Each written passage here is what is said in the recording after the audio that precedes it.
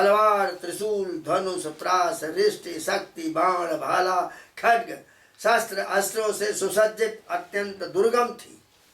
भगवान राम ने सुग्रीव, लक्ष्मण, हनुमान, गंधमादन, नील, अंगद, जाम्बवान, पनस वीरों को अपने साथ लेकर राक्षसों की सेना का सामना किया। तेनी कपार रघुपते रभपत्य सर्वे द्वंद्वं बरूथमिव पत्य रथास्वयोधैः जगनुरुद्रुमैर्गिरिगदे सुभिरंगदाद्याः सीता विमर्शहत मंगल रावणे स्थान। रघुवंश शिरोमणि भगवान राम के अंगद आदि सब सेनापति राक्षसों की चतुरंगणी सेना, हाथी, रथ, घुड़सवार, पैदलों के साथ द्वंद्व युद्ध की रीति से भिड़ गए। राक्षसों को वृक्ष, पर्वत, शिखर, गदा, बाणों से मारने लगे। उनका मारा जाना तो स्वाभाविक था, क्योंकि वे उसी रावण के अनुचर थे जिसका मंगल सीता जी को स्पर्श करने के कारण पहले ही नष्ट हो चुका था। रक्षापते सबल नष्टिमवेक्ष रुष्टो आरुह्य जानकमथाभिससार रामम स्वास्यन्दने द्युमति मातलिनोपनीते विभ्राजमान महनन्निशितै सुरप्रैः। जब राक्षस राज रावण ने देखा कि मेरी सेना का तो नाश हुआ जा रहा है, क्रोध में भरकर पुष्पक विमान में आरूढ़ हो भगवान राम के सामने आया। उस समय इंद्र का सारथी मातली बड़ा तेजस्वी दिव्य रथ लेकर आया और भगवान राम को विराजमान किया उसके ऊपर। रावण अपने तीक्ष्ण बाणों से उन पर प्रहार करने लग गया।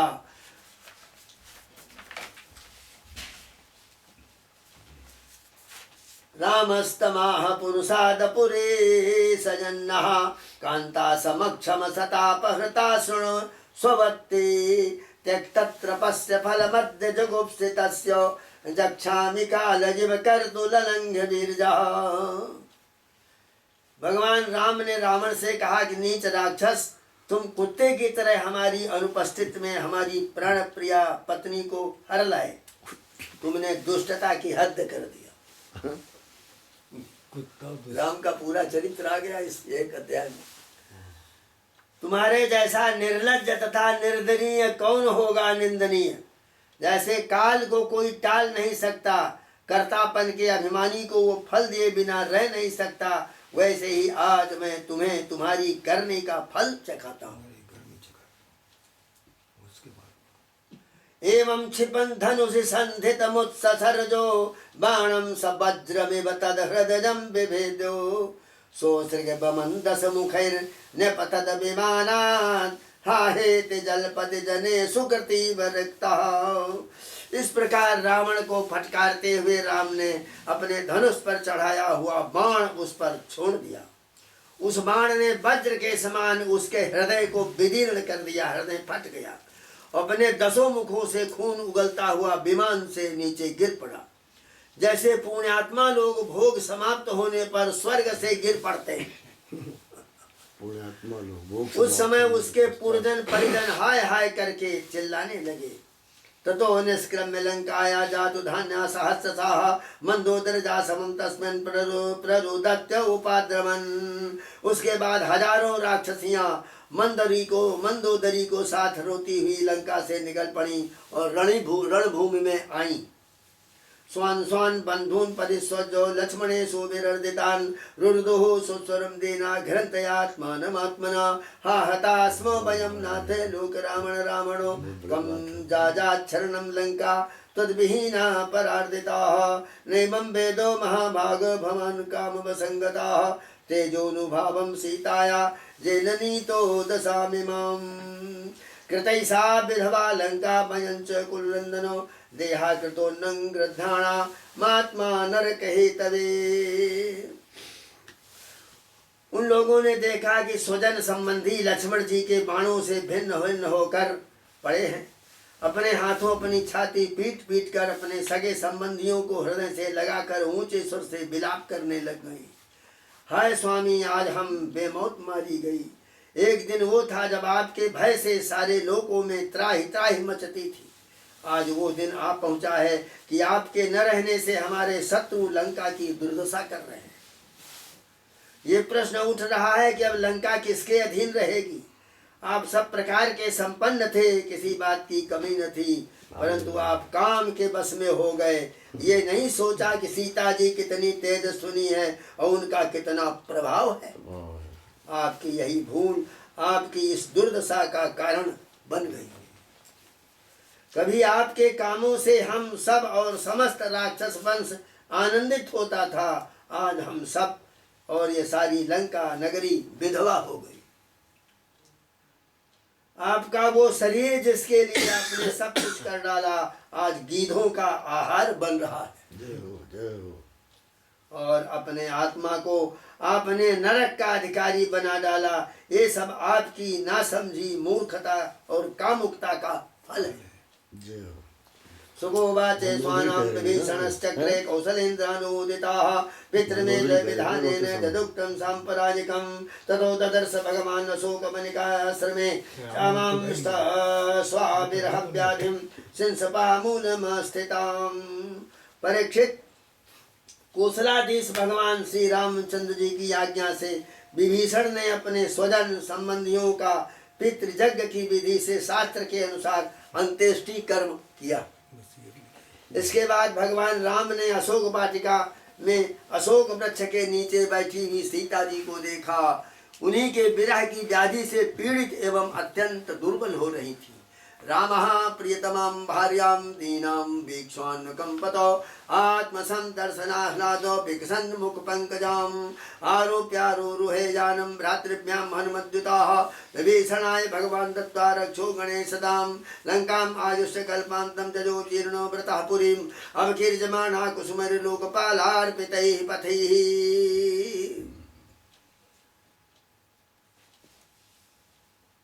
अपनी प्राण प्रिया अर्धांगिनी सीता जी को अत्यंत दीन अवस्था में देखकर राम का हृदय प्रेम और कृपा से भर आया। इधर भगवान का दर्शन पाकर सीता जी का हृदय प्रेम आनंद से परिपूर्ण हो गया। उनका मुख कमल खिल उठा। भगवान ने विभीषण को राक्षसों का स्वामित्व, लंकापुरी का राज्य और एक कल्प की आयु दिया। उनको एक कल्प, कितने मनोंतर तुम्हारे बीच में बीत जाएंगे, वो बने बैठे हुए हैं। हाँ? वो लंका ही नहीं है जो आज दिखाई दे रही है, तो सिंघल द्वीप है।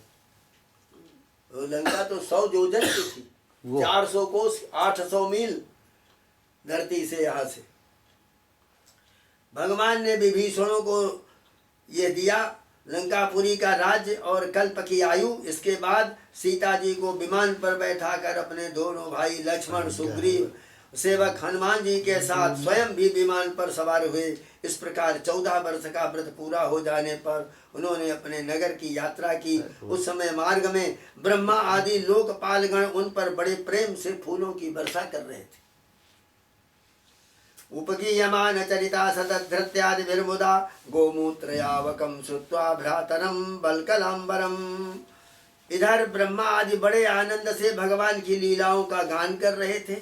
उधर जब भगवान को यह मालूम हुआ कि भरत जी केवल गोमूत्र में पकाया हुआ जौ का दलिया खाते हैं, जय सीताराम। गोमूत्र में पका करके जौ का दलिया ये भरत जी खा रहे हैं। देखा जाए खा पी के रामदेव क्या मिलेगा। और बलकल पहनते हैं, बकला पेड़ों के छिलका। भ्रातरम बलकलांबरम गोमूत्रया बकम श्रुत्वा भ्रातरम बलकलांबरम। और पृथ्वी पर डाभ बिछाकर सोते हैं।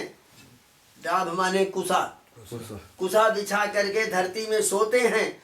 और उन्होंने जटाएं बढ़ा रखी हैं। जब वे बहुत दुखी हुए, उनकी दशा का स्मरण करके परम करुणाशील भगवान का हृदय भर आया।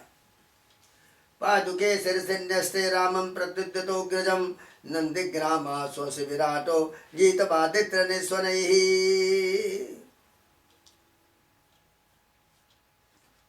तो जब भरत को ये मालूम हुआ कि मेरे बड़े भाई भगवान राम जी आ रहे हैं, तब वे पूर्वासी मंत्री पुरोहितों को साथ लेकर भगवान की पादुकाएं अपने सिर में रखकर उनकी अगवानी के लिए चल पड़े।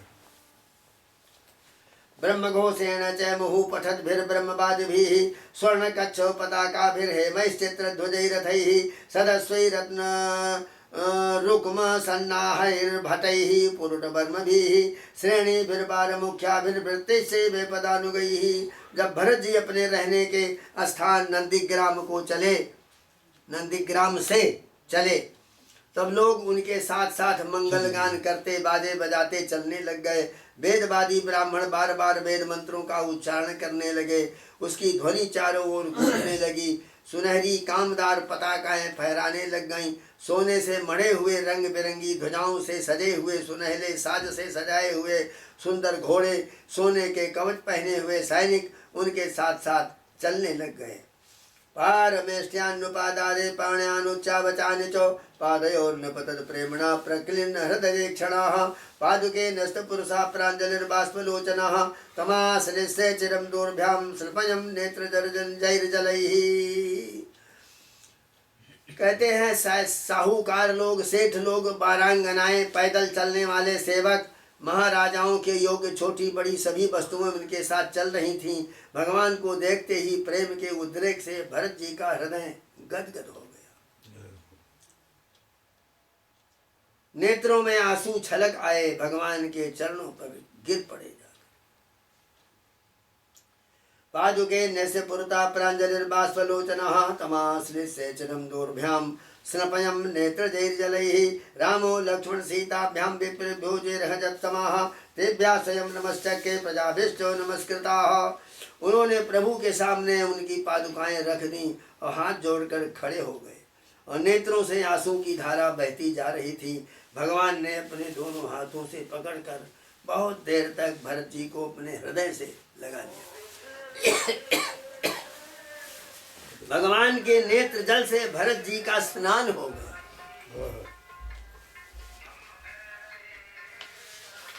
इसके बाद सीता जी और लक्ष्मण जी के साथ भगवान राम ने ब्राह्मण और पूजनीय गुरुजनों को नमस्कार किया तथा सारी प्रजा ने बड़े प्रेम से सिर झुकाकर भगवान के चरणों में प्रणाम किया।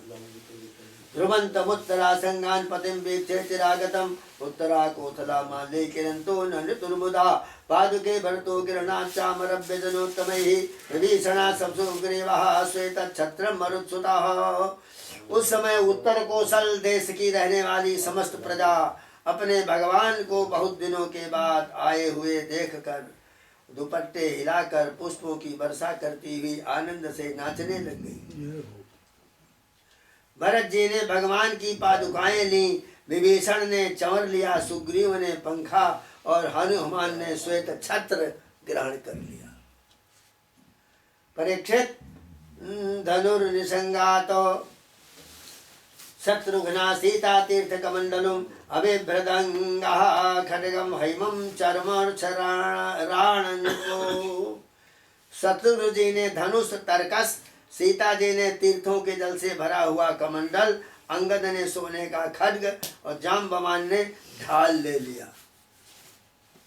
पुष्पकस्तोन्विता स्त्रीभिः स्तूयमानश्चबन्दिभिः विरेजे भगवान राजन ग्रहीश्चन्द्र विबोधिताः। इन लोगों के साथ भगवान पुष्पक विमान पर विराजमान हो गए। चारों तरफ यथा स्थान स्त्रियां बैठ गईं, बंदी जन स्तुति करने लग गए। उस समय पुष्पक विमान पर भगवान राम की ऐसी शोभा हुई मानो ग्रहों के साथ चंद्रमा उदय हो गया। भ्रातृभिर्नन्दिता सोऽपि सोत्सवं प्राविशत्पुरीं प्रविश्य राजभवनं गुरुपत्नी समातरम्। इस प्रकार भगवान ने भाइयों का अभिनंदन स्वीकार करके और उनके साथ अयोध्यापुरी में प्रवेश किया। उस समय वो पूरी आनंदोत्सव से परिपूर्ण हो रही थी। राजमहल में प्रवेश करके उन्होंने अपनी माता कौशल्या, अन्य माताओं, गुरुजनों और बराबर के मित्रों, छोटों को यथा योग्य सम्मान किया। उनके द्वारा किया हुआ सम्मान स्वीकार किया। गुरून् वयस्या वरदान पूजता प्रतिपूजयत वैदेही लक्ष्मणस्यैव यथावत् समुपेयतुः। सीता जी और लक्ष्मण जी ने भी भगवान के साथ साथ सबके प्रति यथा योग्य व्यवहार किया। पुत्रान् समातरस्तास्तु प्राणान् तन्नो युवोत्थिताः आरोप्यांके विसिंचन्त्यो बाष्पो गैर्विजहु शुचाः। उस समय जैसे मृतक शरीर में प्राण का संचार हो जाए वैसे ही माताएं अपने पुत्रों के आगमन से हर्षित हो उठी। उन्होंने उनको अपनी गोद में बैठा लिया और अपने आंसुओं से उनका अभिषेक किया। उस समय उनका सारा शोक मिट गया। जटा निर्मुच्य विधिवत कुल वृद्धि समं गुरु अभ्यसिंचत देवेंद्रम चतु सिंधु जलादिभिः। इसके बाद वशिष्ठ जी ने दूसरे गुरुजनों तथा विधि पूर्वक भगवान की जटा उतरवाई और बृहस्पति ने जैसे इंद्र का अभिषेक किया वैसे ही चारों समुद्रों के जल मंगा करके उनका अभिषेक हुआ। एवं कृतशिर स्नाना सुबासा सुबलंकृता स्वलंकृत सुबासोभिर भ्रातृभिर्भार्जजा बभौ अग्रहीदासनं भर्ता प्रणिपत्य प्रसादिताः प्रजा स्वधर्म निरता वर्णाश्रम गुणान्विताः जगोप पितृवत रामो मेनरे पितरम चतम। इस प्रकार सिर से स्नान करके राम ने सुंदर वस्त्र मालाएं धारण किया। जानकी जी ने भी सुंदर वस्त्र पहने। भरत जी ने उनके चरणों में गिरकर प्रसन्न किया और राम ने राज सिंहासन स्वीकार किया। इसके बाद वे अपने अपने धर्म में तत्पर वर्णाश्रम के आचार को निभाने वाली प्रजा का पिता के समान पालन करने लग गए। उनकी प्रजा भी उन्हें अपना पिता मानती थी।